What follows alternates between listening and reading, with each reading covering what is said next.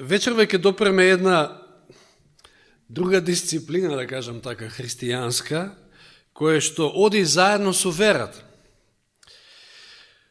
Но, вака ќе почнам. Значи, првиот грев, кој што на небото го почнал Луцифер, го починал, го направил, се случува, можеме да кажеме, поради губење на вера во мудроста, во добрината, во праведноста Господова, во неговата умешност да раководи со Вселената и така натаму.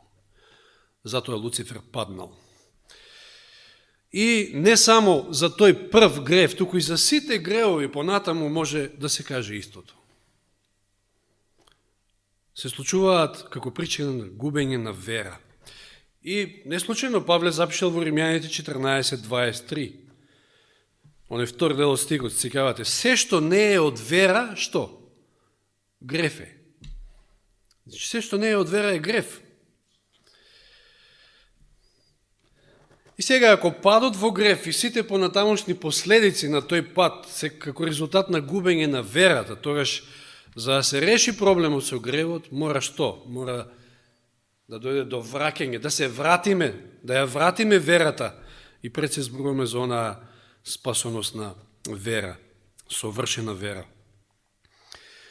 Во книгата Воспитување, читам на 257 страна оригинална, имајте што вели Елен Вајд, со вера во Христа може да се отстрани секој недостаток во карактерот, да се исчисти секоја дамка, да се поправи секоја мана и да се развие секоја доблест. Што се може со вера? Буквално се она што е потребно. Значи, да се отстрани секој недостаток во карактерот, да се исчисти секоја дамка, да се поправи секоја мана и да се развие секоја доблест. Вие сте исполнити во него, потоа се цитира стихот од Колосјаните 2:10. Навистина верата е итекако потребна. Ништо не е поважно, според ова што го гледаме, од тоа да се разбере што е тоа вистинска вера. А за да се разбере тоа, треба да се проучува и што е тоа вистинска молитва. Тоа е таа дисциплина, што ја спомнав, христијанска, многу важна, битен, составен дел на христијанскиот живот, затоа што верата и молитвата одат заедно. Еве, во истиот тој коментар, понатаму продолжи Елен Вајд и вели од Воспитување, 257 страна, молитвата и верата се тесно поврзани и треба заедно да се проучуваат. Епа сега, кога веќе проучуваме за верата, вечерва ќе начнеме, ќе зборуваме всушност за молитвата. За она вистинска молитва или молитва со вера. Затоа што само таа е ефикасната, вистинската молитва. И како што до сега видовме дека вистинската вера, таа жива вера е многу повеќе од вообичаено, значи, сваќање за тоа што е вера, па каде што нели видовме дека мора да коригираме некои можеби наши навики, сваќања околу верата, истото тоа може да се каже и за молитвата. Че мора да научиме како молитвата да биде ефективна, ефикасна. И сега внимавајте на следниот дел од овој исти цитат што вели Елен Вајд. Иако во македонскиот превод има искористено друг збор, меѓутоа ќе го кажам и соодветниот, иако тој не е погрешен. Вели, молитвата со вера е божествена умешност, е преведено, или во оригиналот вели божествена наука. Молитвата со вера е божествена наука. Таа е умешност или наука со која мора да завладее секој што сака неговото животно дело да биде успешно.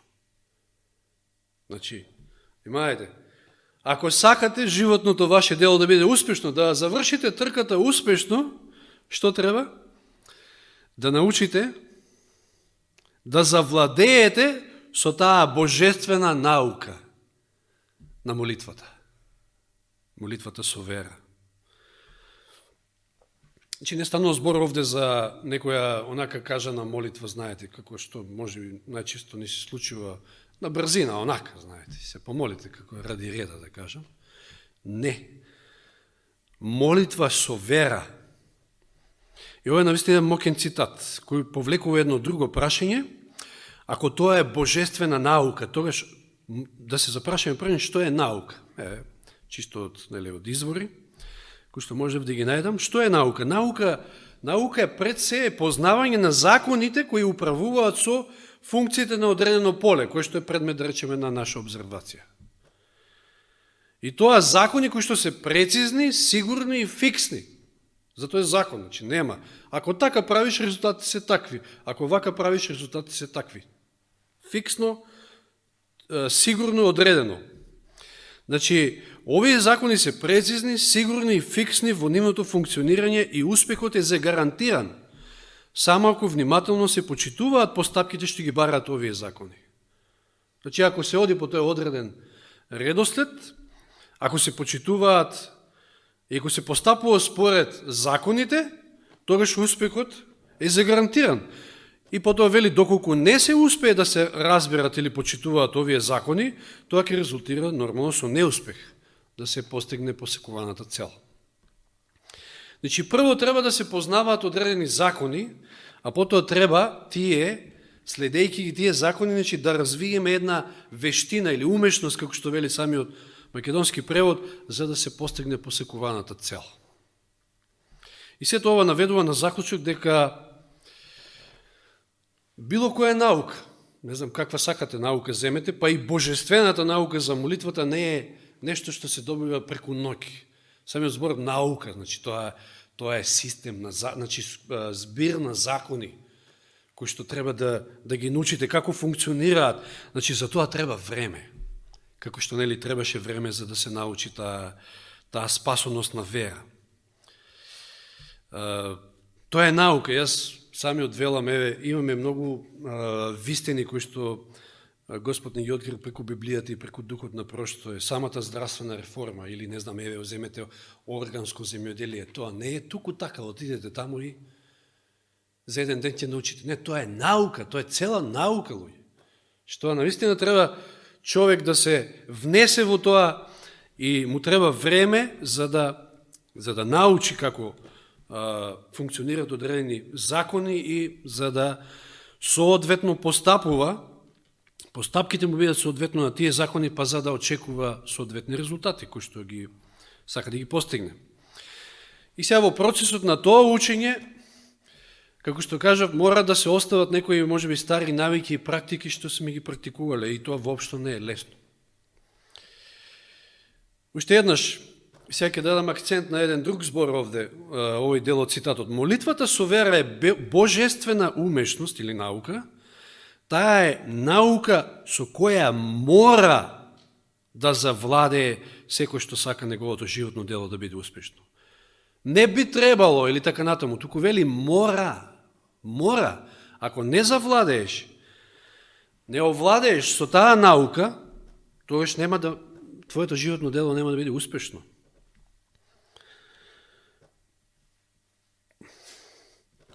Сега, ако зборуваме за животно дело, треба да утврдиме што е нашето животно дело. Некој може би ќе каже, па да станам градежен инженер, да станам програмер, да станам, што знам, доктор, професор и така натаму. Меѓутоа, ова се само животни занимања кои што ни помагаат на некој начин да обстанеме на оваа земја, да прехраниме семејство, да изградиме кариера, да успееме едноставно во овој живот, но вистинското животно дело за кое што овде станува збор е исто и за мене и за секој од вас, без разлика на било каков и кој човек. Што е животното дело? Изградба на соодветен карактер, или да речеме таа градба на нашиот храм, соодветно да се изгради, за да биде соодветно место да може Светиот Дух да пребива во тој храм на душата. Тоа е животното дело. И за да изградите соодветен, совршен карактер, каков што го бара небото, тоаш вие мора да завладеете со таа наука, со таа умешност, божествена наука на молитва со вера. Значи, може да се случи да да промашите професијата, да кажеме, животната професија, па да не успеете, или не знам, да не добиете некои очекувани резултати во тоа што сте одбрале да биде дел од вашиот живот, меѓутоа, ако овде постигнеме неуспех, тогаш се е залудно. Може да бидеме неуспешни професори, ама можеме успешно да го изградиме нашиот карактер. И тоа е по-добра варијанта, отколку да биде наопаку. Може да бидете вие успешен, угледен, познат професор или не знам што на оваа земја, меѓутоа, ако не успеете во она животно дело, да го завршите како што треба, тогаш се е залудно. Ке остане само тоа и сето тоа еден ден ќе биде избришено. Нема да постои во вечноста. Во вечноста само ќе можете карактерот да го однесете, ако соодветно го изградите. И токму затоа, токму поради овие вечни вредности и работи што и гледаме овде, е потребно да разбереме науката за молитва со вера. Колку ќе успееме вечерва да видиме. Ете што вели понатаму цитатот.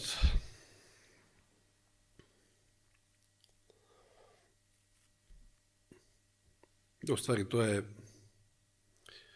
ќе го повторам уште еднаш, тој дел, за да ни се врежи во главите. Молитвата и верата се тесно поврзани и треба заедно да се проучуваат. Молитвата со вера е божествена умешност или наука. Таа е наука со која мора да завладее секој што сака неговото животно дело да биде успешно. И сега да видиме што ни зборува Библијата на оваа тема. Знаете, Библијата има лекција за секого од нас, во секоја област, за секоја животна ситуација. И обично се вели дека е мудар оној човек кој што се учи на туѓи грешки. Библијата изобилува со грешки на ово или на оној, на различни ликови од кои што можеме да се научиме. Па затоа и ќе разгледаме еден погрешен пристап на еден молител кон Господа, кон Исуса, и ќе извлечеме од таму поука како ние не треба да му пристапуваме на Бога, а потоа и ќе ги видиме оние вистински, ќе ги разгледаме вистинските принципи кои што треба да ги користиме во таа молитва на верата. Отворете во Јован 4 глава, Јован 4, го имаме случајот тука со оној царски службеник, благородник, чиј што син бил болен. Јован 4 глава, 46 и 47 стих. Јован 4, 46, 47. И пак дојде во Кана Галилејска, каде ја претвори водата во вино, каде што нели Исус го направи првото чудо всушност. А имаше еден царски службеник, чиј син беше болен во Капернаум. 47. Тој, штом чу дека Исус дојде од Јудеја во Галилеја, отиде при него и го замоли да слезе и да му го исцели синот, зашто беше на умирање. Че овој човек имал огромна потреба за да замоли, не стално зборуваме за класична молитва, ама самиот чин да го замоли Исуса, можеме да кажеме дека е молитва. Лекарите, ако четите во Копнеш на вековите, ќе видите дека лекарите се откажале од случајот на неговиот син и го едноставно го препуштиле да умре. Немало чаре за таа болест, немало решение. И жалосно е што некојаш, знаете, се случува со многу луѓе да кога ќе се најдат во ваква ситуација, тогаш да го побараат Бога. Кога прво треба Бога да го бараат. Ама ете, тоа е човечката природа. И сега да го видиме пристапот на овој молител. Значи, кажавме, можеме да кажеме кога дошол кај вистинска личност за помош. Кај кого? Не ако не кај Исуса. Најголемиот лекар. Доаѓа човекот со вистинска потреба, очигледно очаен заради целата ситуација. Значи, кажавме, неизлечива болест. Неговата молба или молитва е според Божја воља, што ќе видиме подоцна, затоа што е услишена. И навидом тука не гледаме никаков проблем. И до тука нема проблем. Но проблемот е во тоа што тој погрешно барал, пристапот му бил погрешен. Значи, барал на погрешен начин. Сега ќе речете, па од каде сега тоа? Тоа се гледа од следниот стих. Значи, затоа не можел Господ на тој начин да му ја услиши молбата, молитвата. Можеме да кажеме дека овој човек не ја познавал таа наука за молитва со вера. И еве што вели 48 стих. Значи, од одговорот што Исус му го дава, се покажува дека пристапот на овој царски службеник бил погрешен. Тогаш Исус му вели, што му вели, што му рече? Ако не видите знаци и чудеса, нема да поверувате. Што кажува? Јасен стих, мислам, јасен одговор на Исуса.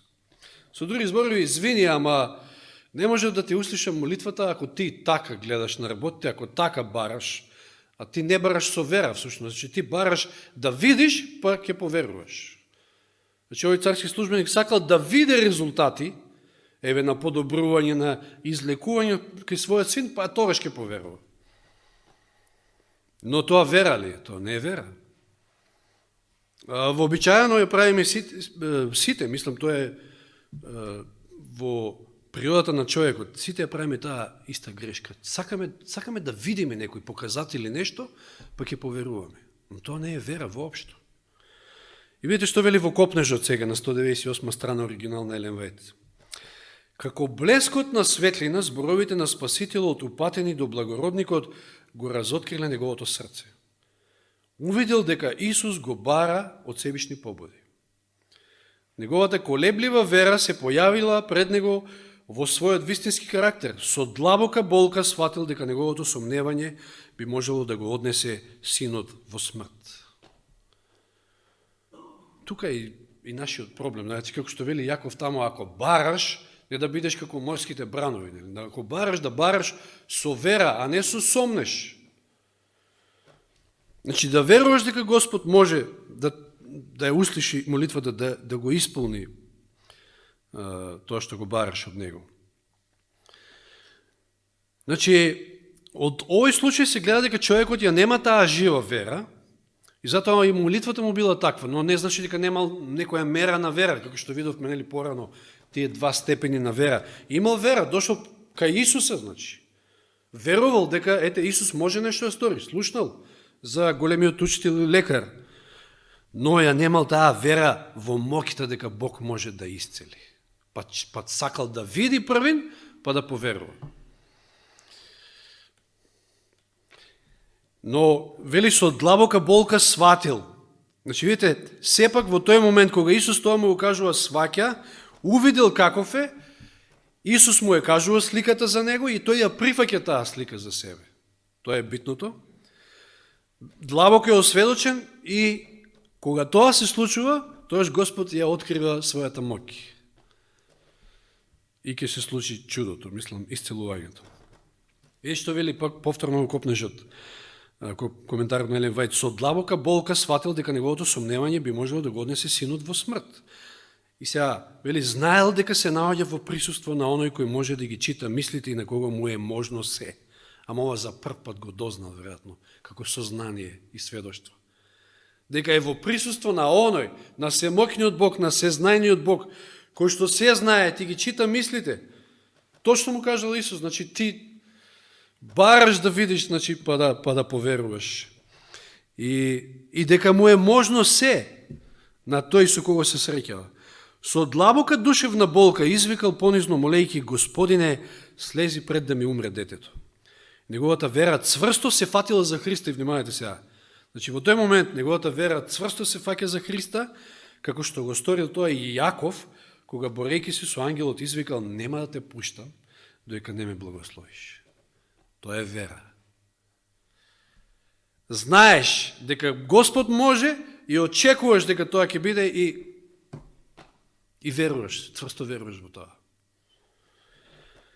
И сега ќе се задржиме малку на овој пристап на човекот, да видиме што е тоа што било погрешно. Значи, тој не бил спремен, како што нагласи, да поверува пред да види. Но рековме, тоа не е вера. А тоа е толку вообичаено кај нас. Знаете, често пати знаеме, ќе кажеме, ајде да се молиме, наша најбитна, најхитна потреба ни е Светиот Дух. И ќе се молиме, и еве ќе се спушти Светиот Дух и ние изненадени ќе бидеме од тоа. Или еве, правам споредба само, може да се молиме за било што друго. И ќе се случи тоа и ние сме изненадени од тоа што се случило. Па зошто? Тоа покажува дека немаме таа вера. Ако веруваме, баш мене ме учеа во Шведска, таму при крајот некаде на учебната година, која веќе така добро пријателство создадовме со Даниел Гарсија и со неговата сопруга, и ме учеа кога бараш, барај големи нешта, барај големо, не ситно, не мало, барај многу. Зашто Господ може, со тоа ја покажуваш верата дека тој може. Значи, пред да поверува, копнеш страна 200, пред да поверува, благородникот сакал да види дека неговата молитва е исполнета, но морал, значи, пред да поверува, сакал да види дека молитвата му е исполнета, но морал да го прифати Исусовиот збор дека неговата молба е примена и дека му е подарен благослов. И сега вели, Елен Вајт, ние исто така треба да ја научиме оваа поука. Која поука? Да, се фатиме за Исусовиот збор. Дека молитвата ни е примена и дека ни е подарен благослов. И сега вели понатаму, малку дел по дел ке го разчлениме овој цитат, колку што можеме, верувам дека ќе успееме. Вели, ние исто така треба да ја научиме оваа поука. Не треба да веруваме затоа што гледаме или чувствуваме дека Бог не слуша. Ние мораме да се потпреме врз неговите ветувања. Тука е клучот. Кога ќе му пристапиме со вера, секоја наша молба влегува во Божјето срце. Кога сме барале негов благослов, треба да веруваме дека го примаме. Внимавате каков е речникот. Не вели дека ќе го примеме, туку го примаме. Го бараме и треба да веруваме дека го примаме. И да му заблагодариме што сме го примиле. Тогаш треба да ги прифатиме нашите должности, уверени дека благословот ќе го приме кога ќе ни биде најпотребен. Кога ќе научиме да правиме така, значи еве таа наука, кога ќе научиме да правиме така, ќе знаеме дека нашите молитви се примени. И се додава дури делови од Ефесијаните, од 3 глава и од 1 глава на Ефесијаните, вели, може да стори неспоредливо. Значи, Бог може да стори неспоредливо повеќе, според богатството на својата слава и според неговата силна моќ. Затоа треба да бараме многу, затоа треба да бараме големи работи. Тој може да стори неспоредливо повеќе од тоа што бараме. И сега да видиме дел по дел. Прво, не треба да веруваме затоа што гледаме или чувствуваме дека Бог не слуша, ние мораме да се потпреме врз неговите ветувања. Знаете, за да се потпрете на неговите ветувања, вие треба да ги знаете неговите ветувања. А ти се насекаде на целото свето писмо. Знаете ли дека Библијата е исполнета со Божји ветувања? Значи, ама не само да ги знаеме како стихови некои, па сега да земеме да направиме една листа и на памет да ги научиме тие стихови, не. Тоа треба да биде, да стане дел од нашиот живот, да можеме да се повикаме во практични ситуации на тие Божји ветувања. Да можеме практично да се користиме со нив. И затоа треба постојано да ги повторуваме, да размислуваме околу нив, налик на оној дел од Второзаконие 9 глава, сеќава дека што вели од 6 стих до 9 вели, овие зборови што денес ти ги заповедам, нека ти се врежат во срцето. Напомнува им ги на своите синови. И сега која техника тука се спомнува, вели, зборува им за нив кога седиш дома, во својата куќа, кога одиш патем, кога легнуваш, кога стануваш, значи повторување. Врзи ги на својата рака за знак, нека ти бидат како записни меѓу очите, напиши ги на довратниците на својата куќа, на своите врати, така натаму и така натаму. Значи, мораме добро да ги познаваме ветувањата, да бидеме вооружани, да кажеме, со ветувања. Како што кажав, не само како листа напамет научени, туку едно по едно, да знаеме како да ги користиме, како еден војник, која ќе фати едно оружје, и ќе го усоврши, значи, неговото користење до совршенство. Да, едноставно му е во сон да може да ракува со тоа оружје. После следното, и така натаму, и така натаму. Значи, за да добро владееме со нив. И кога бараме соодветни ветувања, треба да се владееме според ова познато правило од Матеј 6 глава, 33 стих.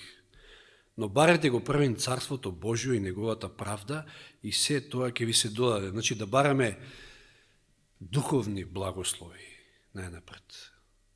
Таков тип на ветувања, не материјални. Господе, да ми даеш ова, да ми даеш тоа или не знам. Духовните благослови се најпотребни. Потоа второ, треба да веруваш, да се потпреш на тие ветувања. Затоа што тие се токму за нас, токму за мене, кога го читам ветувањето, токму за мене. И така како што гласи, така е. Тоа е ветување, искажано од Божјата уста. Нема тука ни символики, ни ништо. Тоа е така. Читај како што е напишано. Што вели во Броеви 23:19, оној многу убав стих. Како тоа да веруваш? Сега Господ ветил нешто, читаш, го читаш, медитираш на тоа ветување, размислуваш и така натаму. Како да му веруваш на Господ? Па Бог не е човек да лаже, вели Броеви 23:19. Не е човечки син за да се кае. Зар тој која ќе рече не ќе направи, зар ветува па не исполнува? А тоа е непознато. Тоа е непознаница за Господ.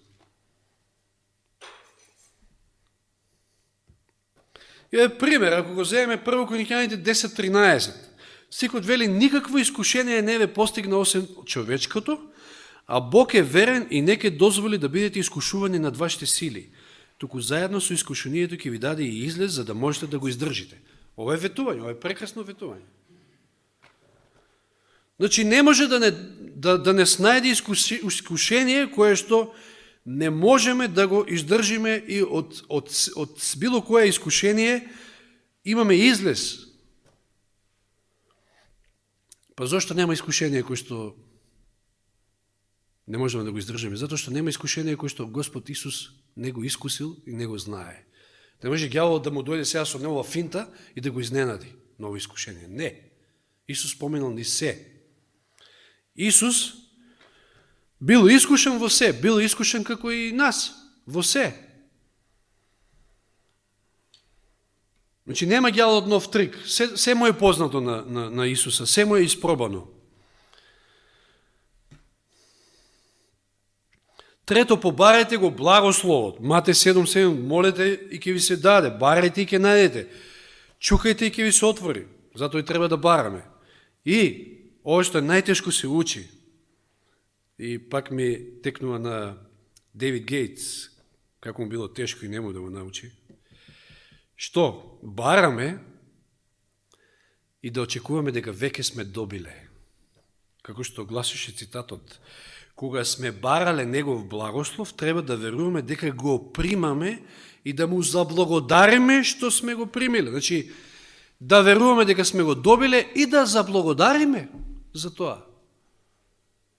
И се сеќавате дека после известно време, тамо дури на крајот, добива порака Дейвид Гейтс од Господа, кој што му вели: абе, доста бараш, почни да благодариш. Со други зборови, верувај дека веќе ги имаш тие пари, не ги гледаш, ама верувај дека ги имаш. Ето е најтешко да се научи. Едноставно ние не функционираме така, ние сакаме да видиме, па да поверуваме. Вели, тогаш треба да ги прифатиме нашите должности, уверени дека благословот ќе го примеме кога ќе ни биде најпотребен. Кога ќе научиме да правиме така, ќе знаеме дека нашите молитви се примени, а Бог може да стори неспоредливо многу повеќе, затоа што е според неговата силна моќ, кој што вели во Ефесијаните 1:19. И доека ова не го научиме, ова е наука, навистина наука, доека ова не го научиме, не може Бог да ја покаже неговата моќ, неговата силна моќ во нашите животи и во услишувањето на нашите молитви. И сега го читаме во Јован 4 глава, од 50 стих понатаму, кога овој човек, овој благородник се фатил за Божјето Слово, мисли ли дека трчал на кај дома за да побрзо види дали син му е здрав?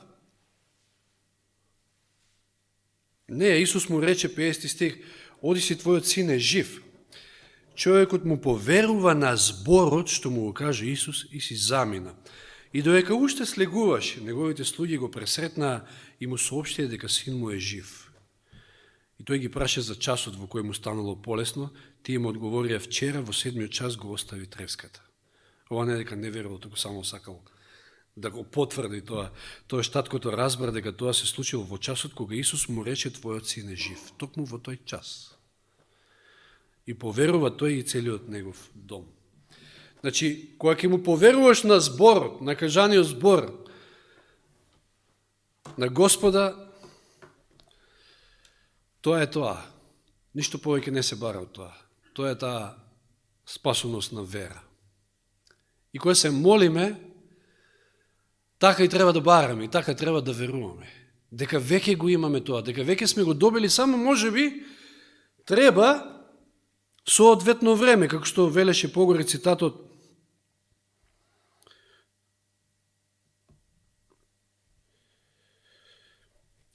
Треба да ги прифатиме нашите должности, уверени дека благословот ќе го примеме кога ќе ни биде најпотребен. Че ние треба едноставно да продолжиме понатаму, прифаќајќи ги сите тие должности и да веруваме дека молитвата е услишена и само тоа ќе се случи и благословот ќе го добиеме кога ќе ни биде најпотребен. А Господ го знае вистинското време за тоа. Ова е само во половина час и не верувам дека една ваква наука за молитвата со вера може да се помине и да се представи соодветно, можеби, од А до Ш, да кажем, целосно, само во половина час, но треба да студираме, треба да се поучуваме. Еве, читајте за овој случај во Копнежот на вековите и ќе најдете и уште и додатни информации во сето тоа. Значи, да повторам уште еднаш, она што е многу битно да се знае, молитвата со вера е божествена наука. Таа е наука со која мора да завладее секој што сака неговото животно дело да биде успешно. Нека му е слава на Бога, нека Господ не научи и на вистинска вера и на вистинска молитва со вера. Амин.